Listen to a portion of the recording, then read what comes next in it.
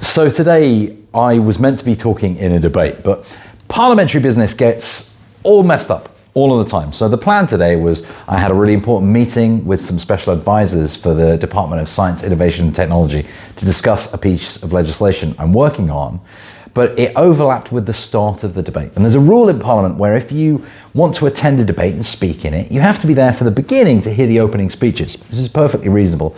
But sadly, because I missed the start of today's debate, I wasn't able to talk in it. But I had a really interesting thing to say. It was about online safety for children.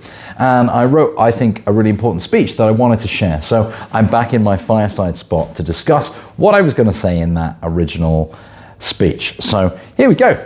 So I was going to say, thank you for being picked to the speaker, and then focus on the fact that as a relatively young member of Parliament, at just 35, I had access to social media at a pretty young age. I had my first Facebook account at 16 years old, but I also had a MySpace account and a Bebo account before that, around about the age of 13. And I regularly logged into MSN Messenger, as did all of my friends after I got home from school for conversations. I remember very well the toxicity that existed on those platforms. But that was a world away from the way that children grow up today and the online abuse that they face in their everyday lives. The algorithms that fuel social media platforms today were far more advanced than the rudimentary algorithms that I was facing when I was growing up. The content back then was less addictive and the platforms weren't designed to endlessly hold the attention of the users who spent their time on them.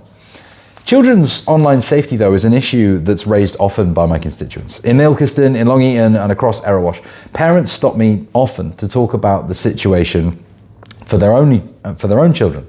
They tell me about group chats that spiral out of control late at night, about harmful content that appears on phones in bedrooms, about the fear that the online world is shaping their child faster than those parents can keep up. Improving children's relationships with mobile phones and social media isn't just about cold, distant regulation. It's a daily concern for the families that I represent in Erewash.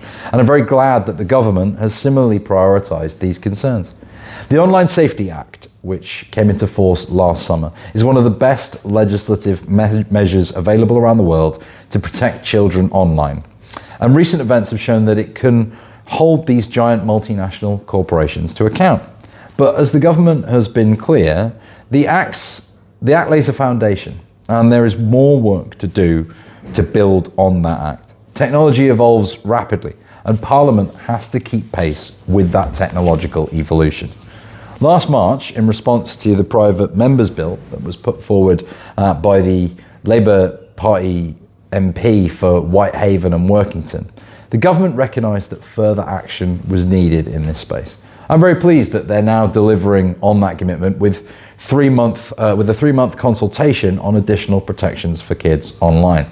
I'm very hopeful that this consultation will provide the opportunity for an open and honest conversation with parents, with carers, teachers, and most importantly with children at the centre of that consultation. I'm particularly hopeful that the government is considering the means by which children can be specifically involved, and I hope that the Minister's going to make some comments on that in the near future. I know that as part of this work, the government will be examining options including setting a formal minimum age for social media and raising the digital age of consent, so companies can't make money from children's data without parents' permission.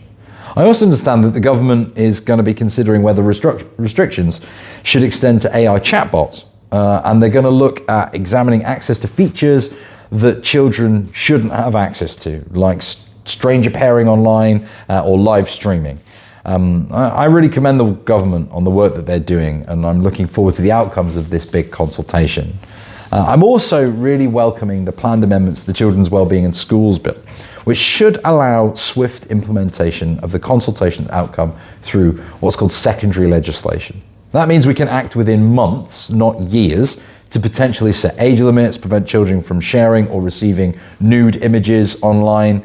I'd also really like to see the government strengthen protections for bereaved families, ensuring coroners are automatically alerted where online activity may have played a role in a child's death. These changes must be about putting children's safety first. Just as we would never allow unsafe products to be sold on our high street, We can't allow unsafe conditions for children on the internet. The same values that guide our commitment to reducing child poverty, strengthening public services, and making our streets safe have to apply online too. Every child in Erewash, and indeed across the whole country, deserves a childhood free from exploitation and fear. If we listen and we act decisively to put children before profits for big tech companies, we can create a digital world that reflects the best of our society, not the worst. And I really hope that colleagues on all political sides really support that mission.